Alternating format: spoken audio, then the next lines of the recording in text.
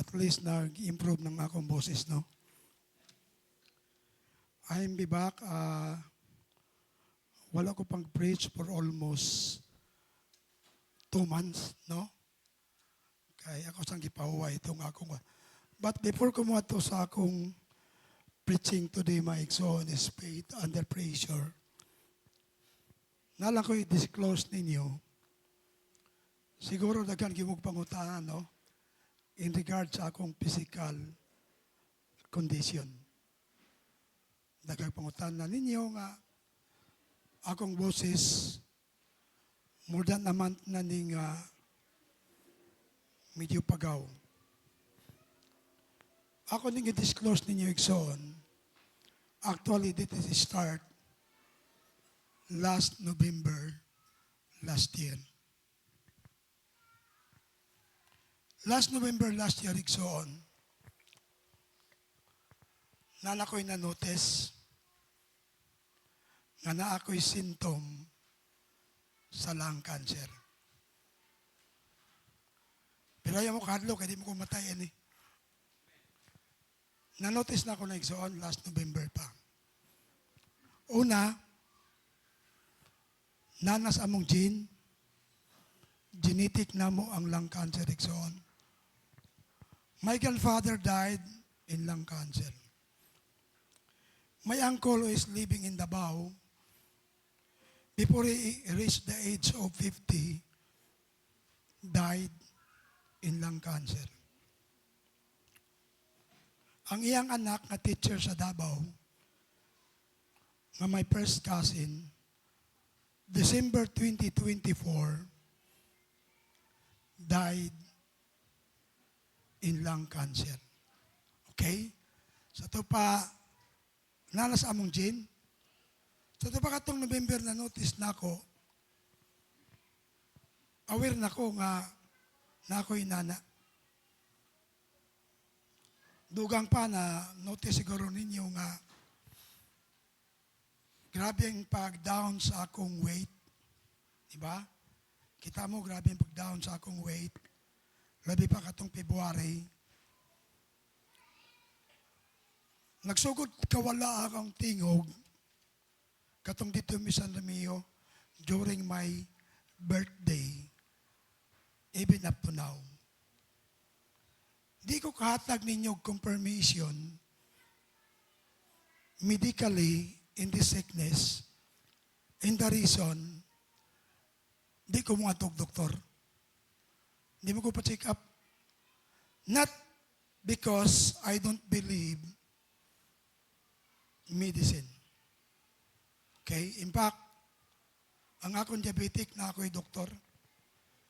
The reason nga nung di ko mga doktor, kasi kung mga og doktor, basig mo undergo ko og process medically.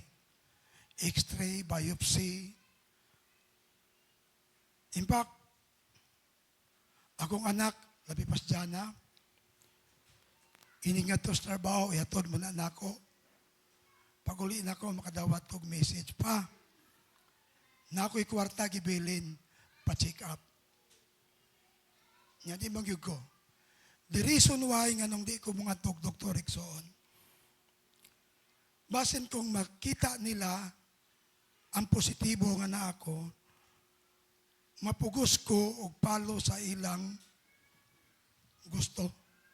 Which is the reason why wala pa ko'y nadunggan nganing success sa lung cancer sa medical treatment. Namoy nakita nga medical treatment ning success sa lung cancer, wala. And that is the reason nga di ko mo undergo gyud og medical treatment. But don't worry, di ko matayin eh. Unang-una, ang akong apo, gingnan kong GM nga, Wuwo, you will die at the age of 80. When GM tells me I will die at the age of 80, nasulod sa akong mind, ang life ni King Hezekiah. When King Hezekiah giingnan sa prophet, giingnan ko ni Lord, prepare yourself and your household because you will die. When King Hezekiah cried to the Lord,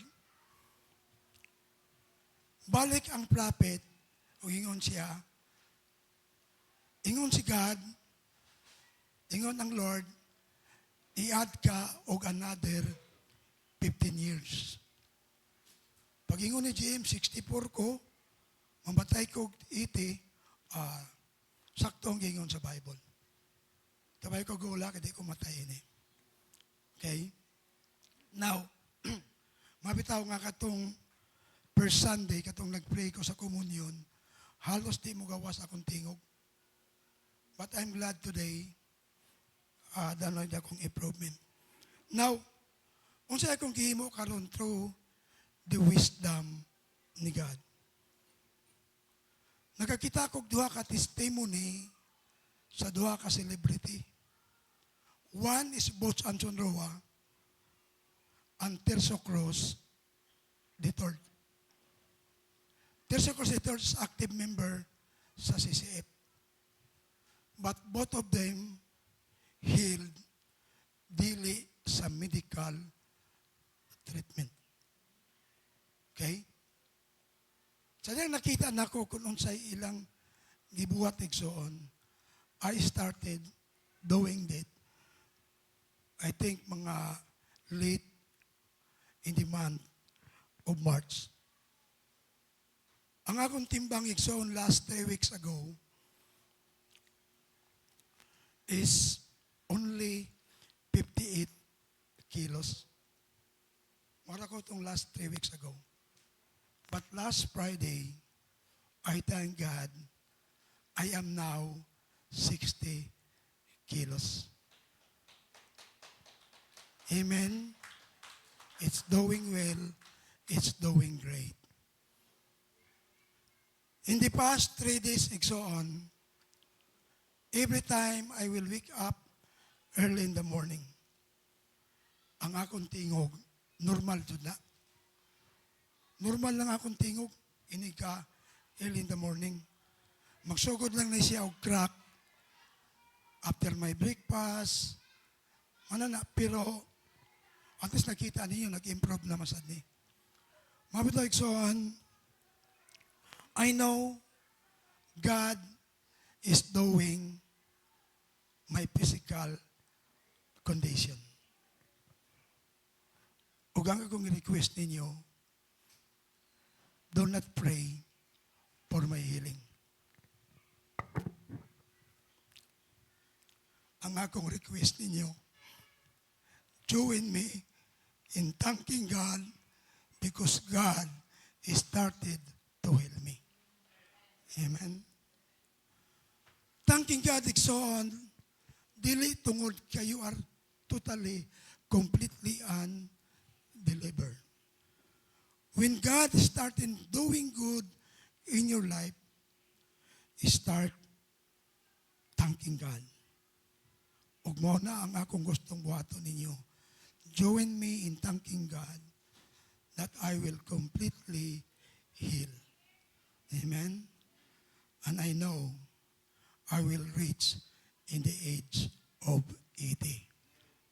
Amen? Now, in this period of time and so on, I learned to stand in the promise of God. I learned to believe and to build up my faith to the Lord.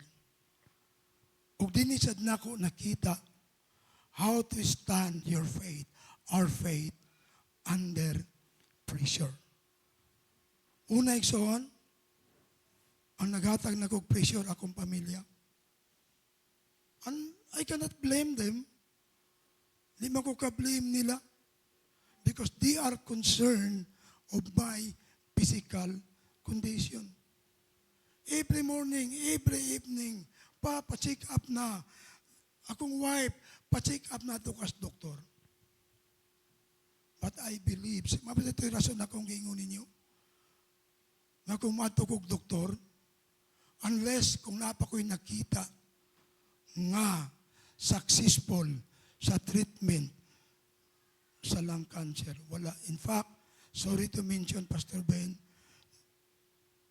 March, we have a sister here. Gasto kayo ang medical treatment sa lung cancer. Iksoon. Ang akong cousin sa Davao nga namatay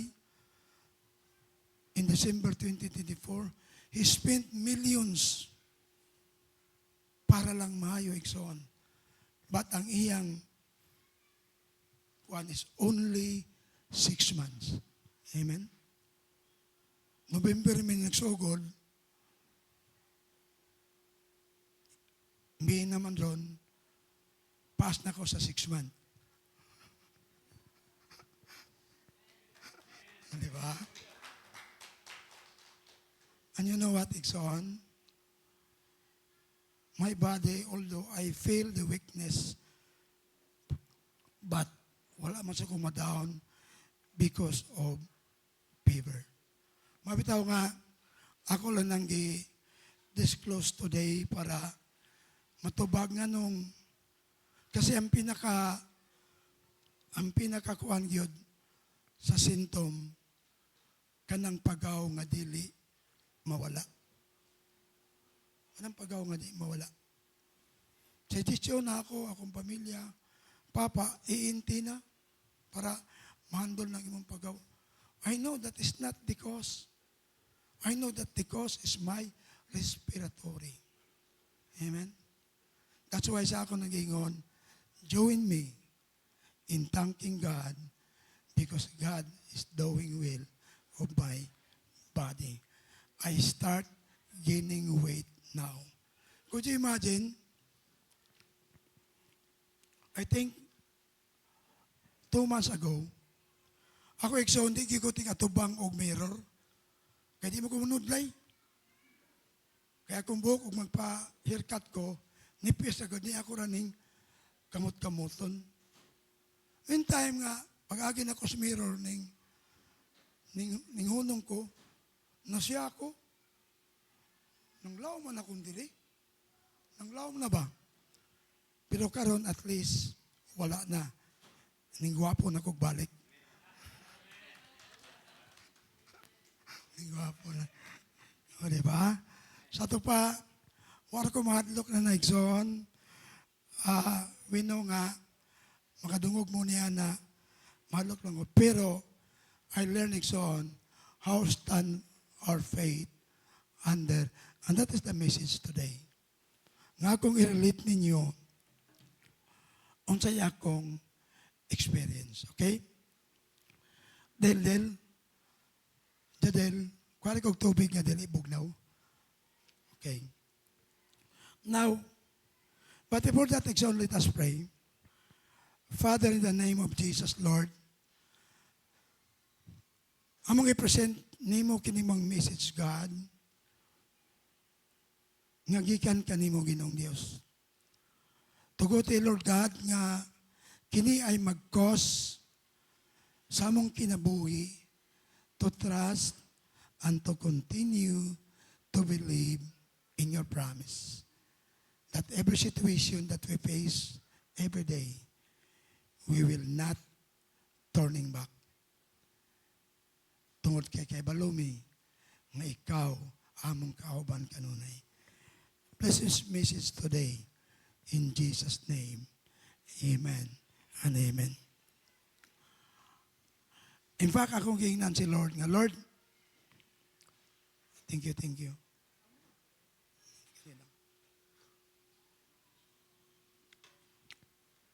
Akong giingnan si Lord nga, Lord, mabalik na kog preach.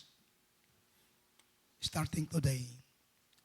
Niya, pag-ingon ako ni Lord nga, mabalik kog preach, starting today, medyo dili pagyud inini ang paggawas sa akong boses. Pero salamat ko sa Ginoo katong pagmata na ko early in the morning, niya doon ako istorya ni Jana. Ingon si Jana, pa, normal imong tingog. and go out 3 days na ni, basta early in the morning. But I thank God, dili na gyud ni yung na-notice in the past days. Now, sometimes it's easy to believe that we have faith in God. Ang gipangayo ni Lord nga faith, wala na nagtanaw ug unsa kadako, di ba? Unsa gipangayo ni God pagabot sa faith is only like a seed of the mustard. Okay. But dili na ma-measure the igsoon. But how to stand in faith even if your faith is under pressure. Ako igsoon, pressure ko sa akong faith in the past 6 months. Sa ako nagingon, akong pamilya mo nag-pressure na ako. And I cannot blame them. Because they are total concerned of my health. Concerned man sila. But in spite of this pressure, igsoon, I continue to believe that God ay dunay purpose. And after this, I can shout to the Lord that glory to the highest, God is faithful. Amen. I started this one. Faith is proven in fire. Asa ba ko nung ma-prove ang faith? Kaya ba lumantana na? Now, ingon din siya in Daniel chapter 3, 16 to 18, Shadrach, Meshach, and Abednego answered and said to the king, O Nebuchadnezzar, we have no need to answer in this matter. If this be so, our God whom we serve is able to deliver us from the burning, fiery furnace, and he will deliver us out of your hands, O king. But if not, be it known to you, O king, that we will not save your God or worship the golden image that you have set up. In fact, igsoon, this 3-person igsoon, pinangga ni sa king. Aside nga pinangga ni sa king igsoon, mauni ang iyang mga economic consultant. Ang iyang kingdom ay giprosper pinaagi sa wisdom nining tulo ka Hebrews. But the problem is, igsoon, gumikan magud na sa mga tao nga mga inggitiro.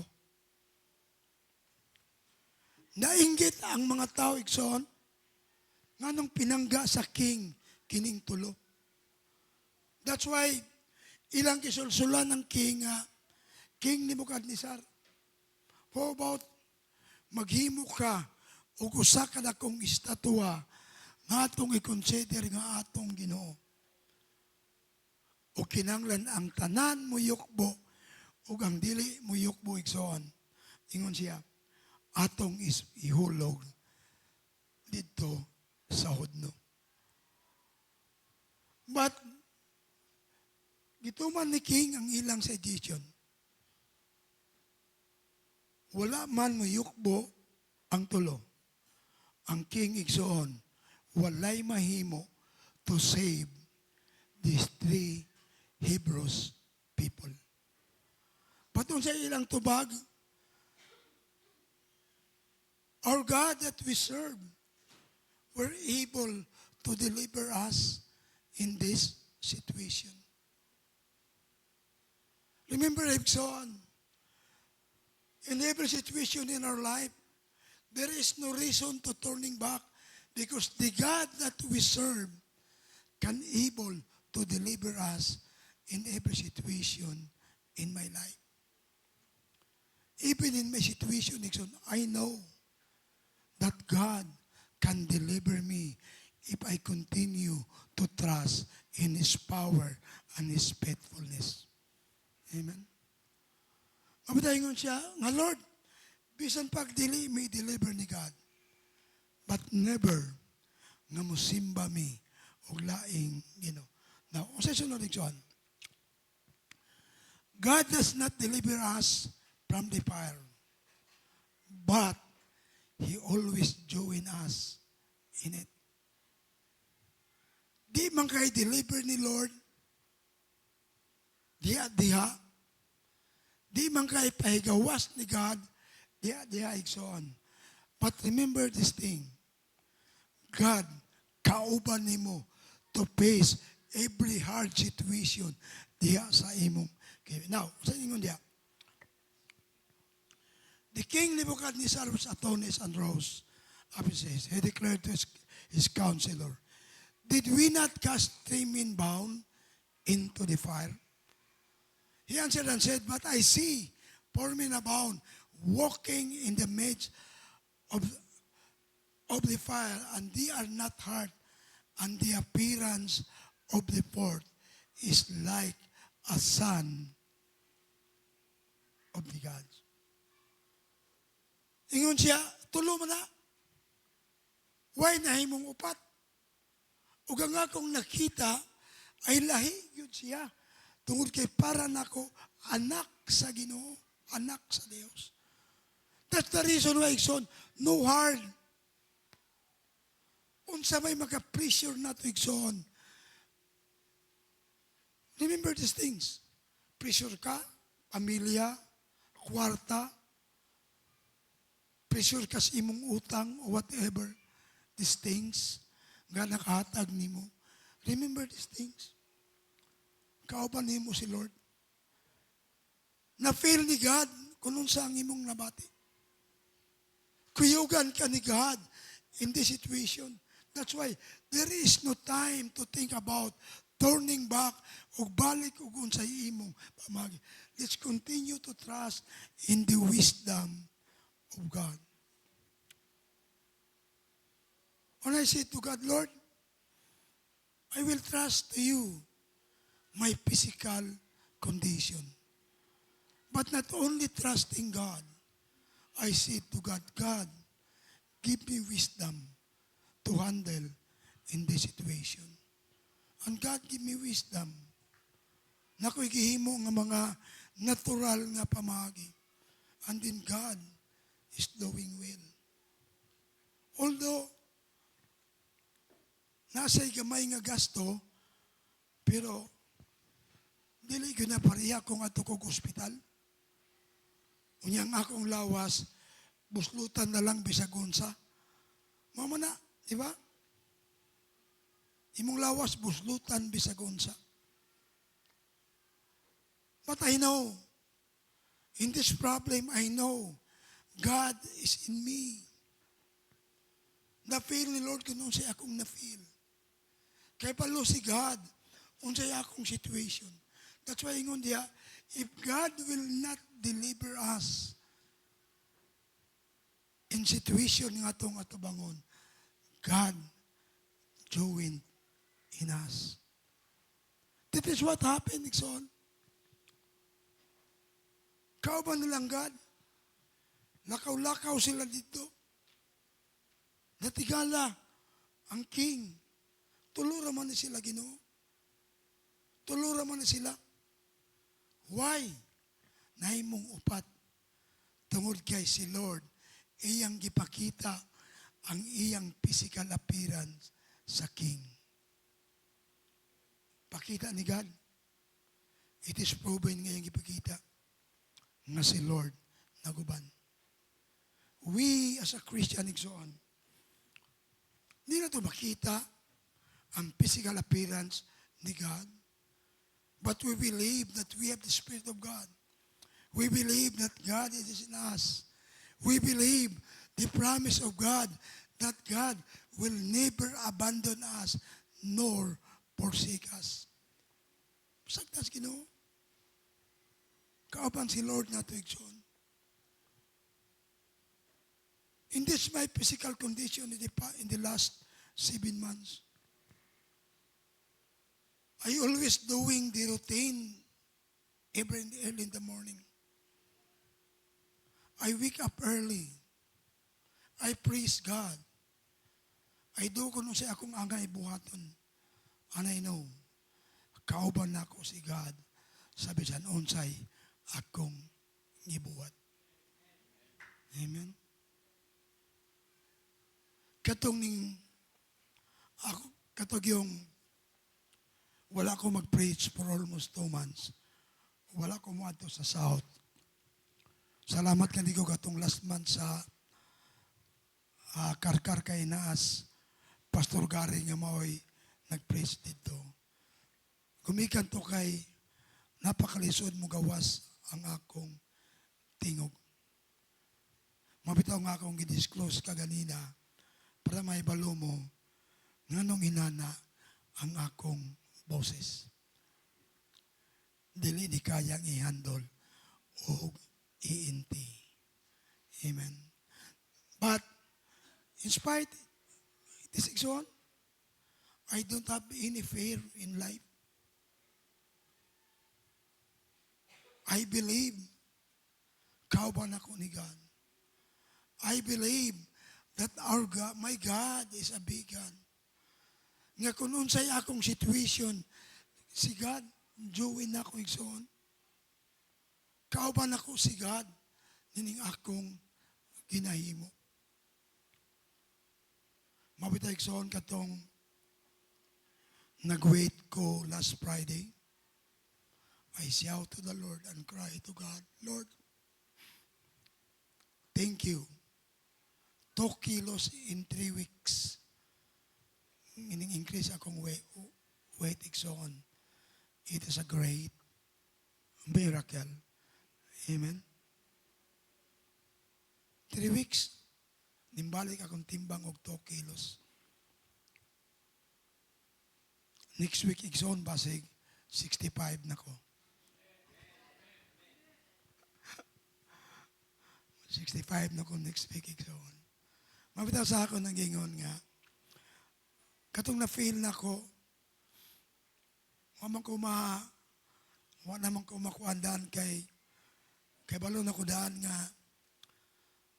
nanas J na mo. Di lang ko sure kung kanang J na man sa akong maksino nga side. Kay katong akong uyuan o igagaw sa Davao, maksino man to. But imagine, Nixon, millions is not easy. Pastor Ben, kay Baluana, unsa kadako ang gasto? And I know I don't have that kind of resources. But if I will undergo, kay Baluman ko, hindi sa ko pasagdan sa Ginoo. But I have the reason. Nga akong makita unsa makikuban si God sa akong kinabuhi. That's why in this situation, Nixon, I personally learned how to stand faith under pressure. Next, Nixon. Sa promise ni Lord sa Isaiah, when you pass through the waters, I will be with you. Through the rivers, they shall not overwhelm. Then when you walk through fire, you shall not be burned, and the flame shall not consume you. For I am the Lord your God, the Holy One of Israel, your Savior. I give Egypt you ransom, Cos and Sheba in exchange of you.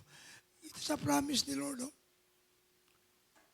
Unsa may imong magian sa kinabuhi, I will be with you. I never ask God, Ikson. I never, wag yung ko mangutana ni God, Lord, why me? Lord, why me? Nadaga mga tao diya, change smoker. Anong wala man? Why me? I did not ask the Lord any question. Why me? Ang ako lang gingon sa Lord, God, you are with me in this battle. Unsa man ang akong latason sa kinabuhi, Lord God, you will be, you are with me. Amen? Brothers and sisters, unsa may situation sa imong kinabuhi, remember these things. God, dili ka pasagdan o dili ka biyaan.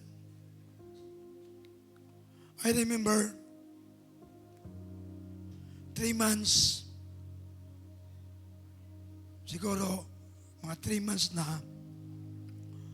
katong nagkasakit ang akong cousin sa Davao, nanawag ang iyang manghod na ako. Ingon sa Manoy, magmanoy man na sila nako. Manoy, did you know nga si Grace is suffering in its stage 4 lung cancer? Sabi ko, then we will face it and trust God. Now, because they have money, naman to sila kwarta kay, naman to sila hardware sa Davao, i-try. So, try, ana. But, sa ako nang gingon iksoon, wala pa ko'y naibalaan nganing success ang medical treatment sa lung cancer. If naamoy inyo iksoon, basta ako, wala. Why? I will go kung wala'y success. I better to trust God. When Terzo Cruz the third, pagkaibalo niya, nga na siya niya na, he cry out to God, Lord, please, kung unsa ni ayaw ko, pasagdi.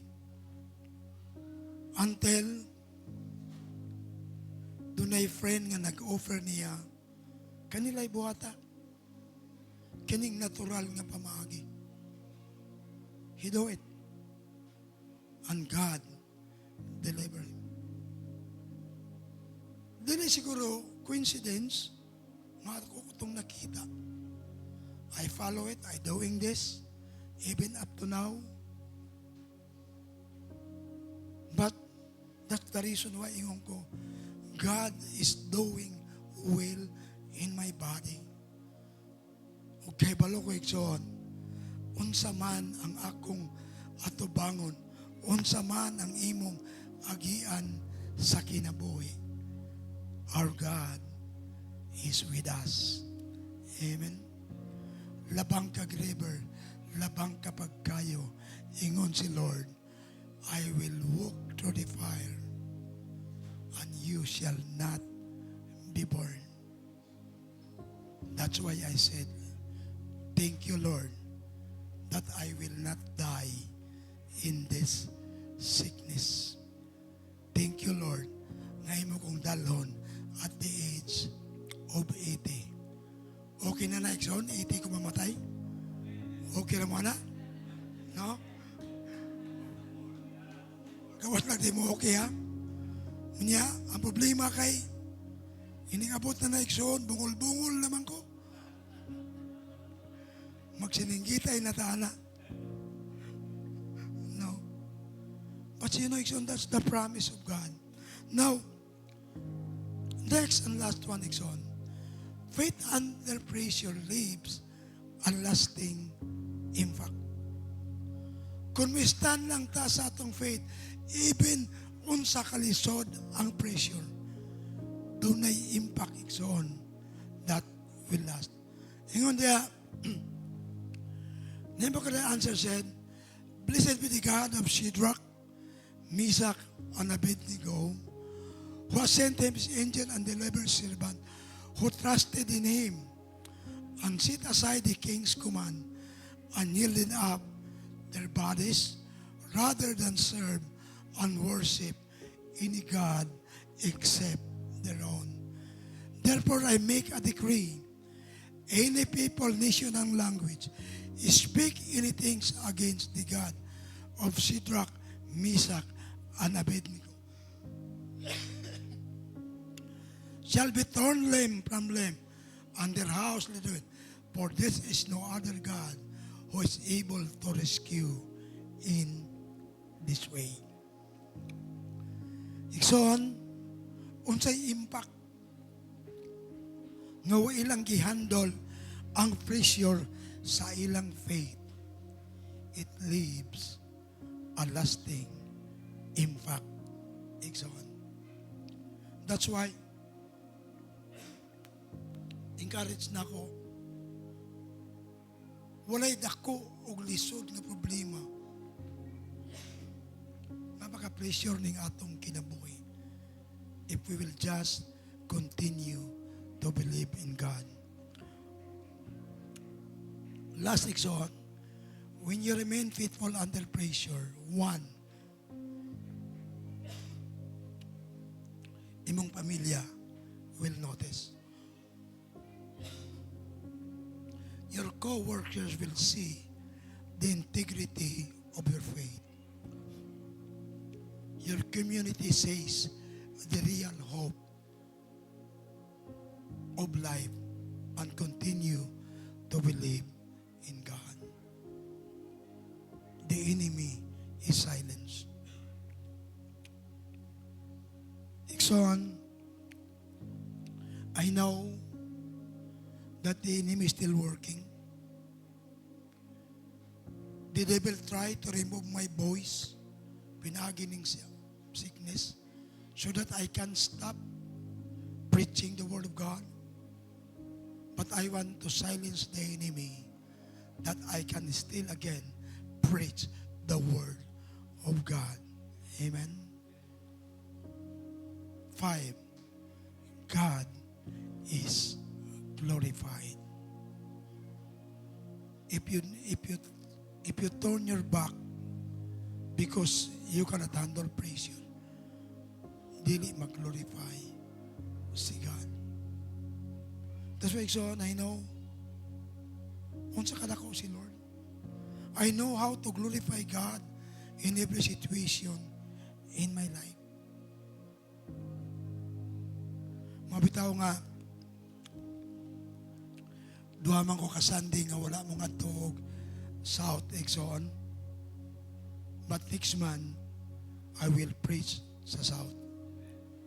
Next Sunday, I will preach sa atong Iljor, Karkar, Exxon. And I will to glorify God even in this kind of physical condition. The reason why God is with me. Amen. And I know kining akong voice section will continue to improve because God will deliver me in this situation. Ato pagpaka ng Ginoo Ikson.